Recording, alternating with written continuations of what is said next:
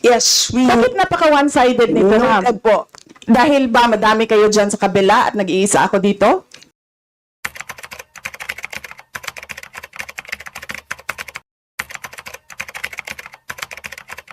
So, next, according to the accomplishment report, isa sa pinaggamitan ng OVP ng confidential funds ay yung provision of medical and food aid. This is not allowed under the Joint Circular number 2015-01 dahil kailan pa naging confidential fund ang pagbibigay ng ayuda. Or kung ito naman ay ginamit sa mga ginamit na tao or informant in 11 days. So, paano kaya ginamit itong 40 million na ito, no, para sa medical and food aid in 11 days, Madam Chair? So yun yung tanong ko. Kung hindi ito ginamit doon sa mga aids, medical aid or food aid, pero paano kaya, Madam Chair, ginamit itong 40 million na ito as a medical and food aid ng ilang tao in 11 days? So, yun po yung tanong natin, Madam Chair. Madam Vice President. Madam Chair, the subject of this hearing is the OVP 2025 budget proposal. We do not have an item of confidential funds in the OVP budget proposal. Honorable Branch. So, may I continue, Madam Chair? Isa sa bumubukol na confidential fund ng OBP noong 2022 ay nasabi ko na, Madam Chair, yung medical and food aid at saka yung mga purchase of supplies. According to the accomplishment report, the OBP spent 40 million now for medical and food aid in 11 days. So, ang ibig sabihin nito, Madam Chair, konting math, pumapatak na 3.64 million kada araw ang gastos, no, para sa food and medical aid.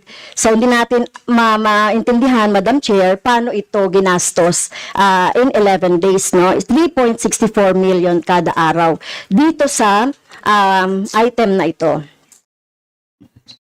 Madam Vice Do you want to President. comment? Madam Vice President. I did not call you, ma'am. It was Representative Arroyo who called you. The chair would like to remind both the resource persons and the members to please wait to be acknowledged before you speak. Yes, ma'am. So, Tinawag you mo mean, ako. yes, For what, ma'am? to respond. So, any comment, Madam Chair, dun sa sinabi natin based dun sa accomplishment report? So, kung gagamitan natin ng konting math, 3.64 million kada araw ang gastos para sa medical and food for 11 days. For how many people ba ito?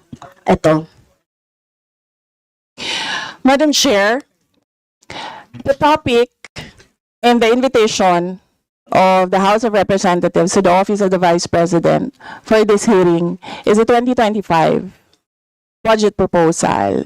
There is no confidential funds in the 2025 budget proposal. For the information of the body, the letter that we sent, our Madam Vice President, reads as follows. In the second paragraph, we noted the following topics to be discussed. Item number 3 is comparative budget allocation and utilization rate from fiscal year 2019 to 2023. That's item number 3. So I can provide you copies of the letter. So clearly, confidential funds spent in 2022 falls squarely within that. So yes, Honorable Francie, may proceed. Yes, Madam Chair. So, mukhang hindi na tayo sasagutin ng hindi na ako sasagutin ng ating Vice President. So, sa bawat sagot kasi na ganyan ng ating Vice President, for the record, since ayaw magpaliwanag ang BP, so ibig sabihin nito, yung paggastos ng 125 million ay na pera ng taong bayan ay hindi maipaliwanag. So, yun lang, Madam Chair. Kaya hinihiling natin sa Vice President o OVP na kailangan na maipaliwanag itong mga sinasabing item dito. Anyway, Madam Chair, sa kanila naman nanggaling yung utilization at confidential and intelligence fund. And of course, ito lang naman ang hawak ko din dito, yung notice of disallowance. Kaya gusto talaga nating maintindihan, Madam Chair, kung ang notice of disallowance ay, so syempre, papaliwanag pa nila yan, kung paano, 'di ba? So kailangan malaman din ng taong bayan na sila yung nagbibigay ng pondo para sa operations ng OVP at lahat ng mga agency. At kailangan yung maipaliwanag. So hindi pwede yung ganyan na yung tactics na ganyan na parang parang sorry for the pusit, na kapag nasusukol na ang pusit ay nagaano ng maitim na tinta. So ayaw natin ng ganun, Madam Chair, kasi yung atin namang pinag-uusapan dito ay budget. No? So wag naman mag-ugaling pusit ang Office of the Vice President. Madam Chair, may I point of information only, Madam Chair? May I?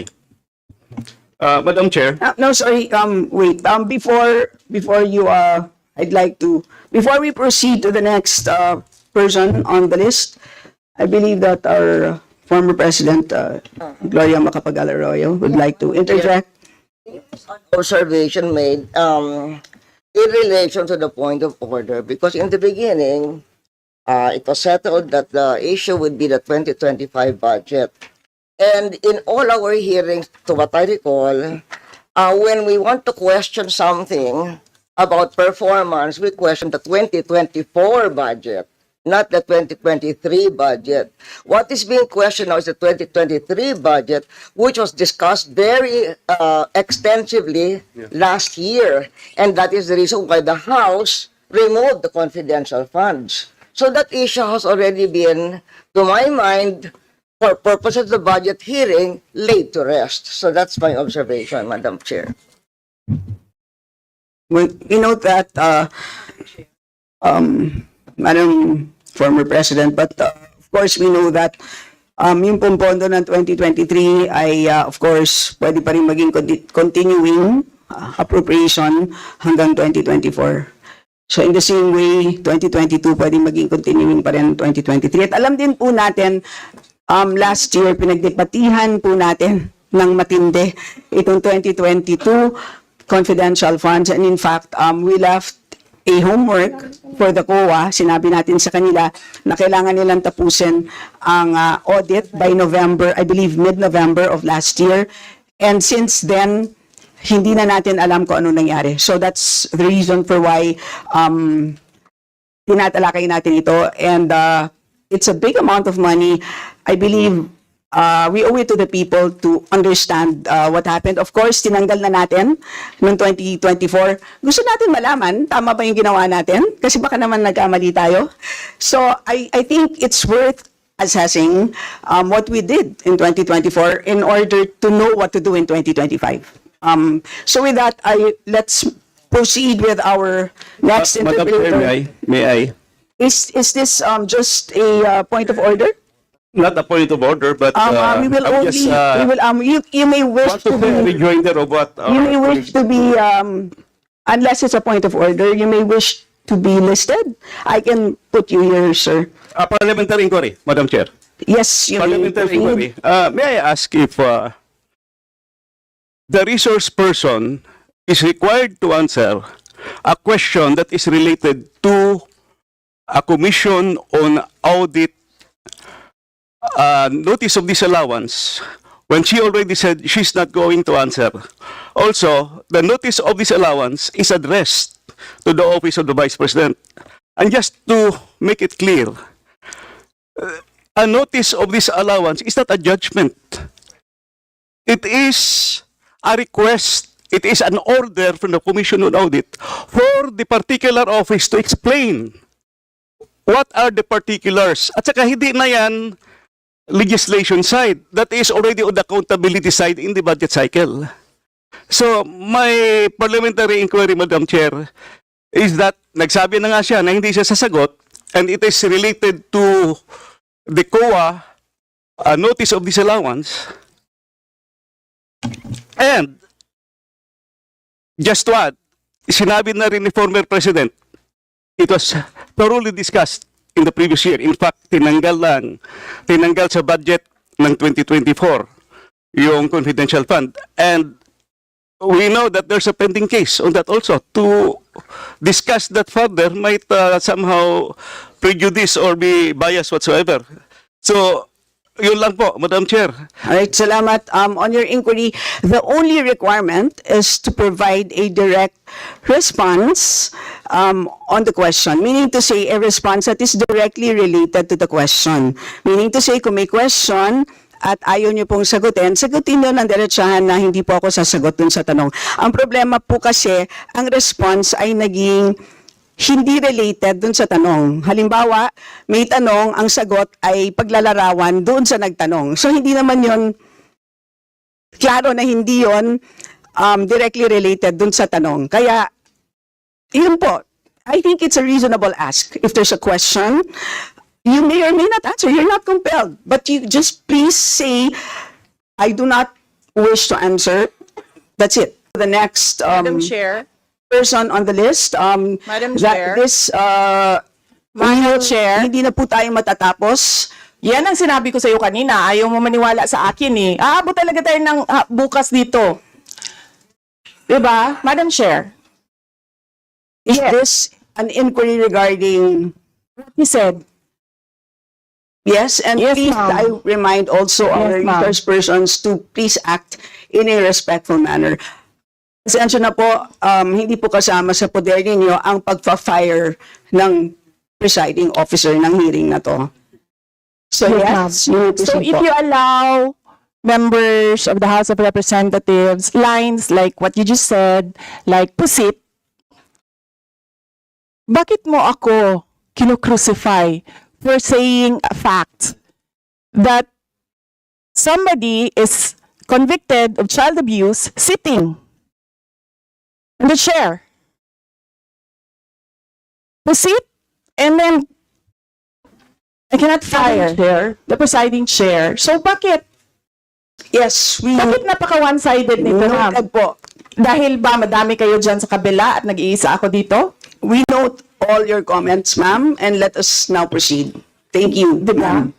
Thank you, ma'am. Madam Chair, point of order. Yes, the Honorable Benny Abante. I just came in and I hear this. We're not talking about the budget. We're accusing each other here. I'd like to find out from the resource speaker if this is the kind of hearing that we're going to have. Sir, I am not the presiding officer of this hearing. I know. Yes, sir. But the thing is, you're asking questions, Madam Chair. The resource speaker does not have any right to ask questions. Or do you have? Where is that Madam Vice in your President, rules that Madam Vice resource President, person this is a cannot budget hearing. request for clarification? Some order, please. Some order, please. Yes, Honorable Benny Abante, you may proceed. I'm just asking a question to our resource speaker, you know, because she's asking a question and she's accusing some of the members of this committee. I just would like to find out if we are the ones that have the right to ask questions and her right is to answer the questions of the committee. Okay, so we Yun lang po sa akin yung point of order, Madam Chair. Yes. I think you understand me, Yes. Madam Vice President, am I right? No, sir. I'm gonna ask No, so- the chair to ask you to clarify what are my Yeah, accusations. please wait to be recognized, ma'am. Pasensya na po. So again, I'd like to remind our resource persons that you are here, you're invited to answer 2%, and you've done that. Thank you very much. And at this point in time, you're here to respond to the questions.